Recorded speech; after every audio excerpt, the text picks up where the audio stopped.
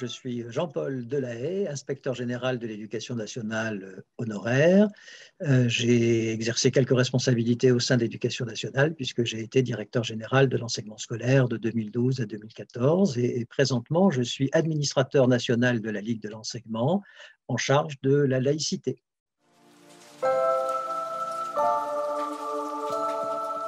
Un premier élément de clarification s'impose, c'est que la laïcité, ça n'est pas une valeur. La laïcité, c'est un principe d'organisation de la République qui permet justement à ces valeurs d'être incarnées, d'être surtout garanties dans le fonctionnement quotidien de notre République.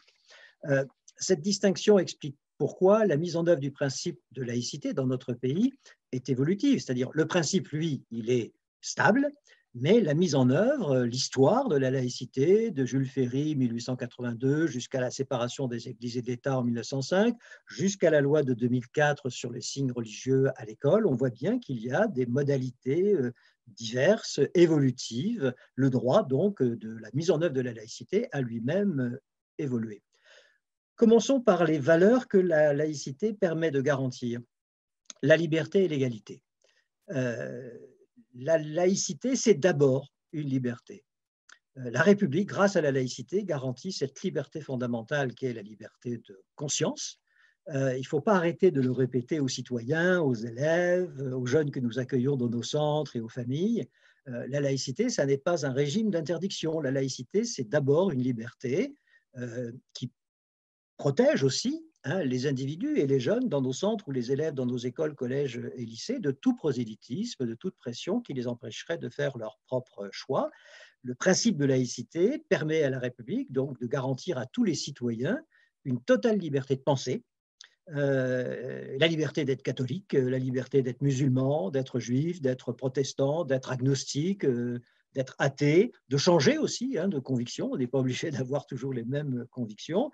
La laïcité, c'est donc pas une option spirituelle particulière à côté des autres. La laïcité, c'est pas une sorte de religion à côté des autres religions, mais la laïcité, c'est la condition de l'existence de toutes les opinions et de toutes les convictions. Et donc, pour que les citoyens puissent vivre ensemble, c'est la République qui est laïque, non un groupe de citoyens ou une communauté. Et puis, il y a une deuxième valeur qui est garantie par la laïcité, c'est l'égalité. Et donc la non-discrimination entre les citoyens, que ce soit pour appartenance religieuse, politique, philosophique ou de genre. Et donc, on insiste plus particulièrement, alors dans la charte de la laïcité à l'école, mais à la Ligue de l'enseignement, nous y insistons aussi beaucoup, sur la stricte égalité entre les femmes et les hommes, qui est garantie dans une république. La laïcité sépare pour rassembler. Alors, qu'est-ce qu'elle sépare, la laïcité, pour rassembler? Elle sépare le pouvoir religieux et le pouvoir politique. Elle sépare le spirituel du temporel. Elle sépare le droit voté par les parlementaires des textes religieux qui sont respectables mais qui ne s'imposent pas à tous les citoyens dans une république laïque. Elle sépare la laïcité, les connaissances à l'école et les croyances, qui sont elles aussi respectables, mais les connaissances, c'est indispensable à tous et les croyances sont libres, personnelles et variables. Ça sépare le curé, le pasteur, l'imam, le rabbin de l'instituteur, ce n'est pas la même fonction.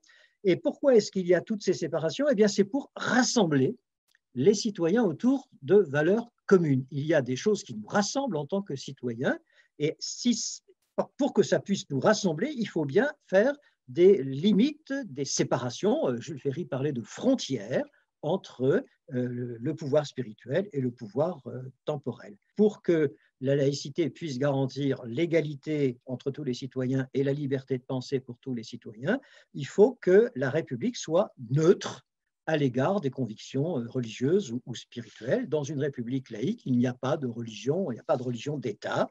Et donc, ça implique pour les personnels qui dépendent de l'État, qui sont des fonctionnaires, ça implique de leur côté également une stricte neutralité. Ils ne doivent pas manifester leurs convictions politiques ou religieuses dans l'exercice de leurs fonctions. Et donc, ces deux moyens, séparation et neutralité, permettent d'atteindre l'objectif de construction du commun entre les citoyens, du commun entre les jeunes dans nos centres, des élèves dans les écoles, collèges et lycées.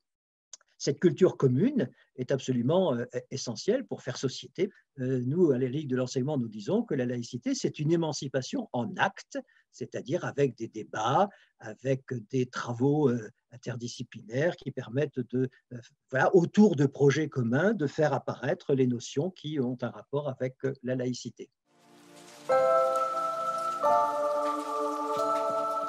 Avec beaucoup d'autres, la Ligue de l'enseignement a dénoncé cet acte barbare islamiste. Cet enseignant faisait son métier, tout simplement son métier, en transmettant à ses élèves les valeurs de la République, les aider à se former un esprit critique, les aider à comprendre ce qu'est la liberté d'expression dans une République laïque. Et donc, le travail des enseignants, il est très important. C'est d'ailleurs pour ça que dans notre République française, on a commencé à séparer l'école des églises. La loi de Jules Ferry, 1882, vient avant la loi de séparation des églises et de l'État. C'est-à-dire qu'on voit bien que c'est dans nos écoles, dans nos établissements que se forment les républicains et que c'est parce qu'on a formé des républicains que la République peut ensuite tenir debout. Mais on voit que c'est un métier difficile, compliqué, avec une mission de l'école, faut-il le rappeler, qui n'est pas de rendre tous les jeunes identiques.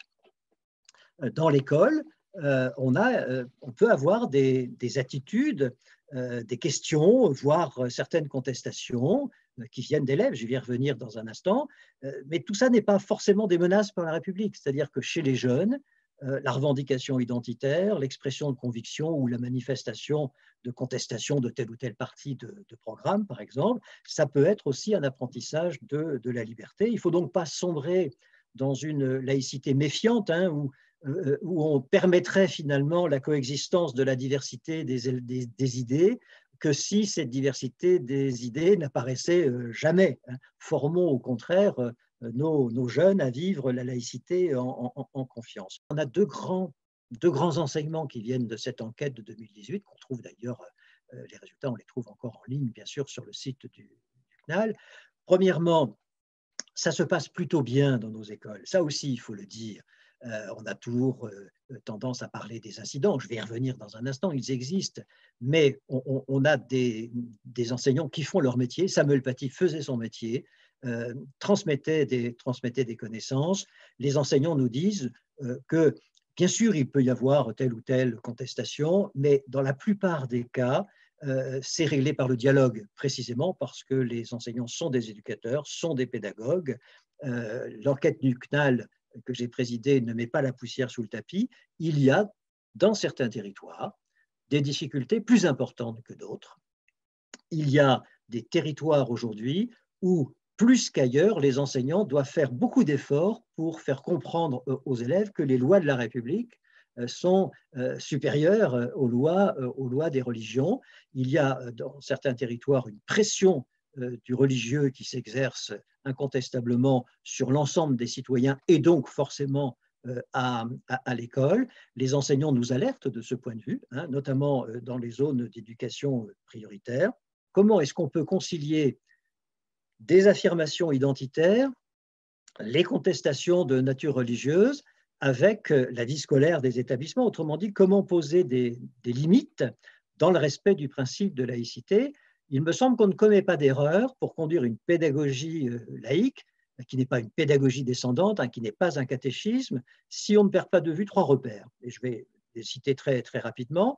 Premier repère, c'est de faire comprendre d'abord qu'en République, la liberté, y compris celle d'affirmer une identité particulière ou collective, n'est jamais absolue et qu'elle est toujours encadrée par la loi. Dans notre République, et les élèves le comprennent quand on prend le temps de leur expliquer, la loi, c'est les parlementaires qui la votent. La loi, est de source humaine. C'est d'ailleurs ce que dit notre Déclaration des droits de l'homme et du citoyen dans son article 3, je le cite.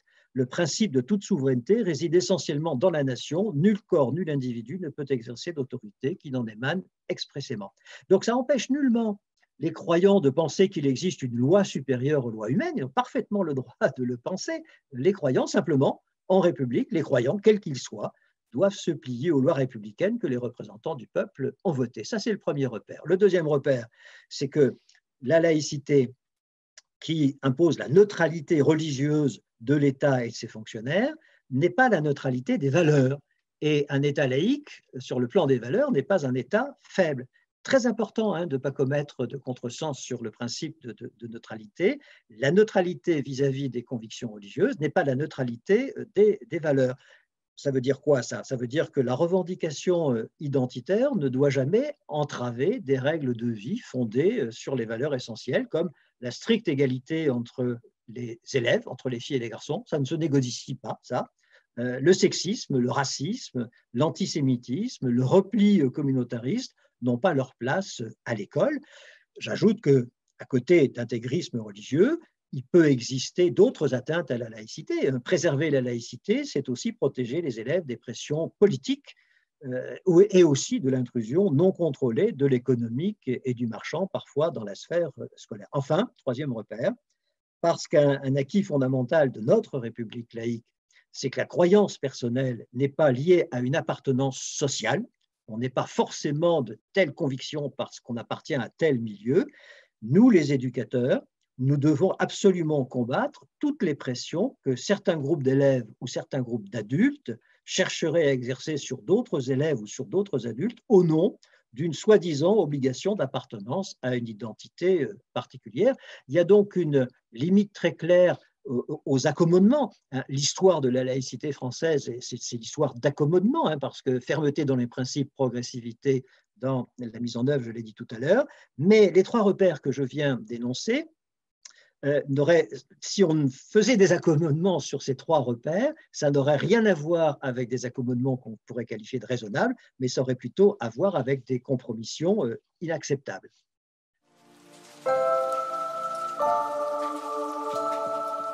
La définition de la laïcité comme un simple vivre ensemble, c'est très insuffisant. Tout simplement parce que le vivre ensemble a assez peu de réalité concrète pour beaucoup de nos concitoyens. Ça n'est bien souvent qu'un côte à côte, sans projet commun, et ça peut donc très vite devenir un face-à-face. Et il faut y faire évidemment extrêmement attention. Plus que jamais, la cohésion sociale reste un défi dans notre République.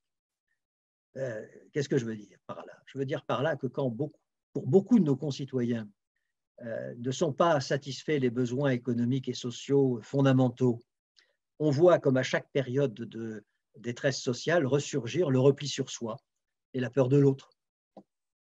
L'existence de zones d'exclusion et les discriminations sont incompatibles avec l'idéal républicain. Alors ça fait très longtemps qu'on sait ça, puisque Jean Jaurès, fin 19e siècle, le grand Jean Jaurès qui a porté la loi de séparation des églises et de l'État avec Aristide Briand, le disait, je le cite, « La République française doit être laïque et sociale, mais elle restera laïque parce qu'elle aura su être sociale. » Et donc, ce qui menace le lien social dont vous me parlez, dont vous me questionnez là-dessus, ce qui menace l'unité de la société, bien sûr, c'est le fanatisme religieux, il ne faut pas mettre la poussière sous le tapis, mais c'est aussi l'inégalité persistante et croissante des conditions sociales, et c'est les discriminations aussi qui menacent l'unité de la société. Ces inégalités portent en germe l'émergence de constructions identitaires de substitution, au mieux d'enfermement communautaire, au pire de trajectoires individuelles nourries de violence. Pour ça, donc, il faut faire respecter l'état de droit partout et dans toutes les catégories sociales. Par exemple, favoriser la mixité sociale dans nos écoles, dans nos collèges et dans nos lycées. Tout le monde est d'accord sur le principe. Mais si possible, pas dans le collège de ses enfants et pas dans son quartier. Il n'est qu'à observer pour s'en convaincre les difficultés énormes rencontrées par certaines autorités académiques pour réintroduire de la mixité sociale dans certains secteurs. Les classes moyennes et les classes favorisées n'ont pas beaucoup d'appétit pour la mixité sociale. Et dans nos villes, ceux qui crient au communautarisme sont souvent les mêmes qui préfèrent payer des amendes plutôt que d'avoir leur quota de logements sociaux. Il existe un séparatisme des riches. Pour une étude réalisée pour la Fondation Jean Jaurès, Jérôme Fourquet de l'IFOP décrit ce qu'il appelle la sécession des riches. Je le cite, « La cohésion de la société française est mise à mal aujourd'hui par un processus presque invisible à l'œil nu, mais néanmoins lourd de conséquences. Il s'agit d'un processus de séparatisme social qui concerne toute une partie de la frange supérieure de la société. Les occasions de contact et d'interaction entre les catégories supérieures et le reste de la population sont en effet de moins en moins nombreuses.